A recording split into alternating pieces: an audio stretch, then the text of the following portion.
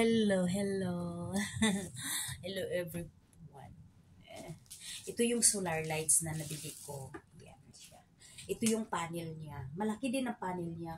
May panel dito na maliit, pero mura lang yun. Ito ang pinili ko, yung malaki ang panel kasi ano siya, mataas yung watch niya. 200 watts to siya. Yan. Tapos ito siya ang yung ilaw niya. Yan. Pwede, dalhin na lang ito kahit saan. Kasi, libre na. I-charge mo lang siya sa araw. Tapos, mag-ilaw na. Diba?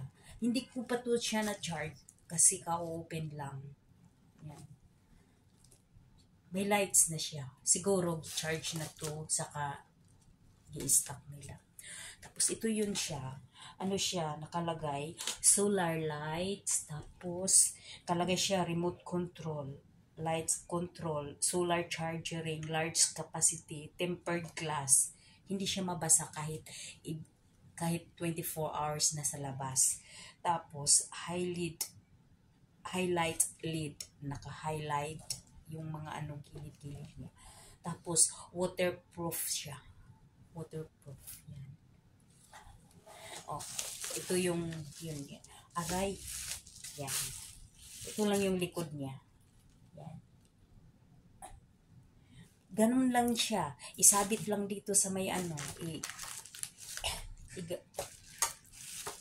Yun ganun lang dito. I-install lang. Ang daling ma-install. Ganito lang siya. I-off ko muna. Yan, off siya. Tapos, ganun lang siya, dito. Yan. Ganun siya. Ang dali lang ma-install yan. Yan, ganun siya.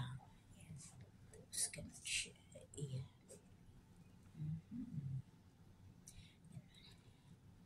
Ganun lang siya. Ganun. Yan.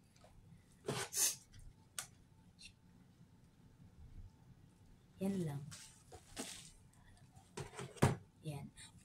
Ganun na siya doon. Kasi mataas yung wire Yan. Pwede, ito siya sa loob ng bahay, tapos ito siya sa labas. Yan. Kasi may ano na siya. Ganito. Ganun lang siya din na Yan.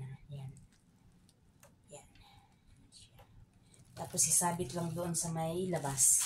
Tapos ito siya. Remote control. Ito siya. May mga ano na. Mga burluloy. Thank you for watching.